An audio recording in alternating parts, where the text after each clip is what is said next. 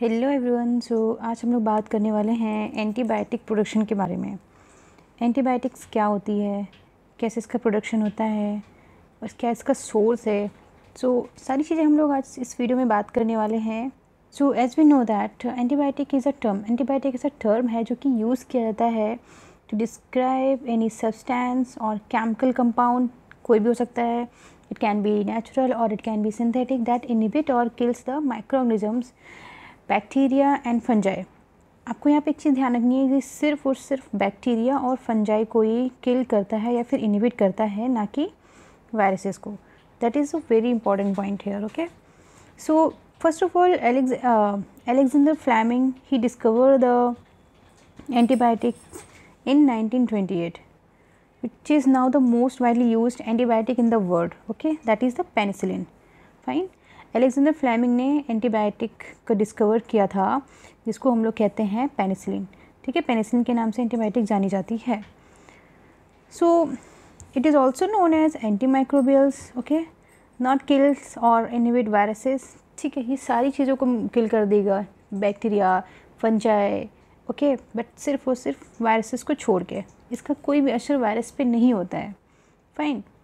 So here this is a diagram, you can see it's a schematic illustration of Fleming's discovery antibiotics. Okay, it's a fungus, it is a penicillin and inhibited the growth of bacteria, a bacterium that is a staphylococcus. Okay, ये fungus है जिसको हम लोग penicillin बोल रहे हैं।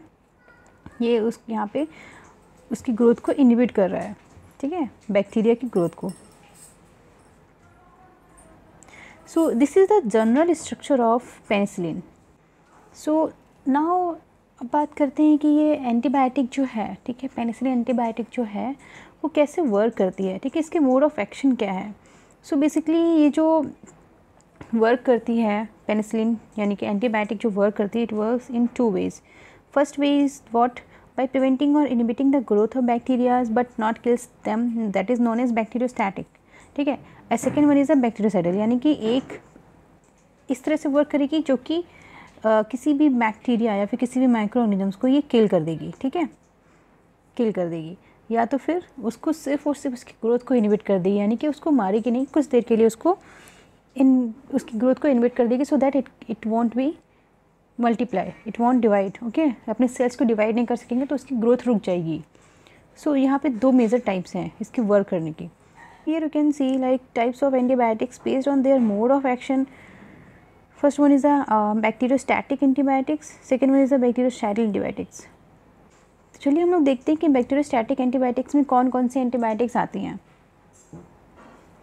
Tetracycline, spectinomycin, sulphonamides, macrolides, chloramphenicol, trimethoprim. Okay, और ऐसी एंटीबायोटिक जो कि बैक्टीरिसाइडल हैं। सो इसमें से आ जाएगी पेनिसिलिन, सिफोलोस्पोरिन्स, ठीक है, fluoroquinolones.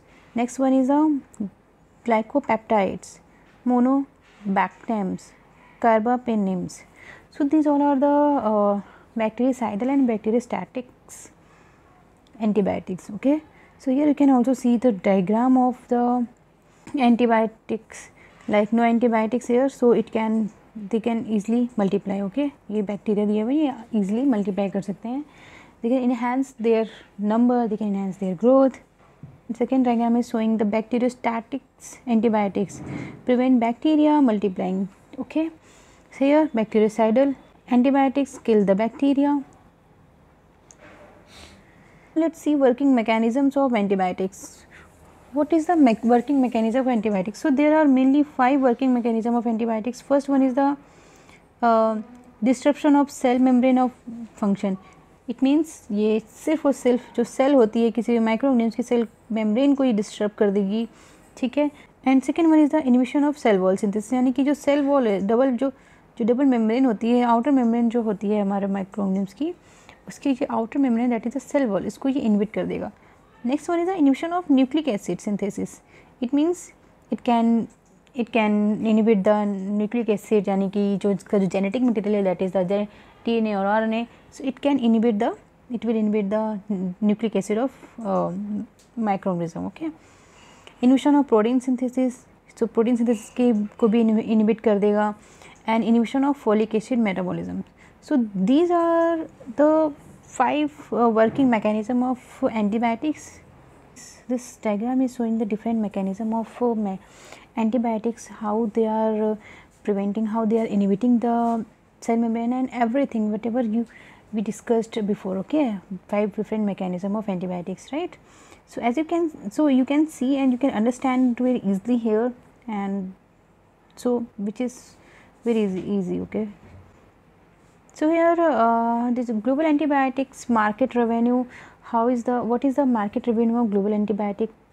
Okay, so here the global antibiotics market size was valued $45.31 billion in 2018 and is projected to expand at a CAGR of 4.0% over the forecast period. So here this slide is showing the global antibiotic market revenue. Like it is, as you can see, this this chart, this graph, which is continuously increasing day by day. Before it was in 2015 it was approx 7.25, okay, US dollar, but billion, and here in 2026 it will be increased this much. Okay, so as in this way you can compare, right? It's forecasting data and everything. So this is the microbial sources of antibiotics. What are the sources of antibiotics? So this table is showing the different microbial sources of antibiotics. First one is some clinically important antibiotics, like here this antibiotics name is given, producer organism and activity and site or mode of action. So first one is the penicillin, right? What is the producer organism? So here this is the Penicillium crassularum, right, and its activity, that is the gram positive bacteria. Second one is the walls site or mode of action, this is the wall synthesis, right. Second one is the cephalosporin. So Cephalosporium cremonium broad spectrum wall synthesis. Graciofulvin, ठीक है, Penicillium graciofulvum, dermatophytic fungi, microtubules. So these are the different antibiotic and producer organisms are there. So as you can take a screenshot, which is very important, actually very important for the exams and for the competition also, for the competition exams also and all.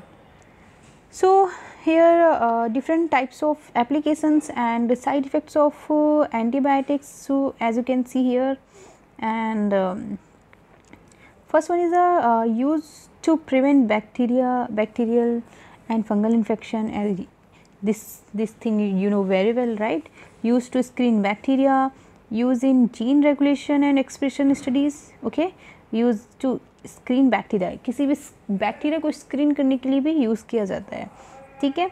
Use in gene regulation and expression studies, ठीक है, gene expression gene regulation studies के लिए भी use किया जाता है. Use in plasmid selection, use in plant tissue culture. So ये बहुत अलग अलग एरियाज़ में अलग अलग पर्पसेस के लिए यूज़ की जाती हैं एंटीबायोटिक्स. बट इसके एप्लीकेशंस तो बहुत सारे हैं, राइट. तो इसी वजह से इसकी कुछ कहीं ना कहीं इसके साइड इफ़ेक्ट्स भी होंगे, ऑब्वियस सी बात है. So there are lots of applications of antibiotics. और कहीं ना कहीं कुछ इसके साइड इफ़ेक्ट्स भी होंगे, दैट इज़ ऑब्वियसली सी बात है, right. Here side effects are like first one is vomiting, nausea, bloating and indigestion, abdominal pain, loss of appetite.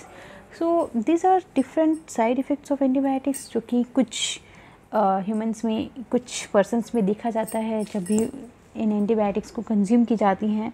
So थोड़े ये कुछ आपको इसके side effects देखने को मिलते हैं कुछ. So this is all about antibiotics. So I hope you learned many things, and if you have any doubt you can comment in the comment section. Okay, so thank you so much for watching this video.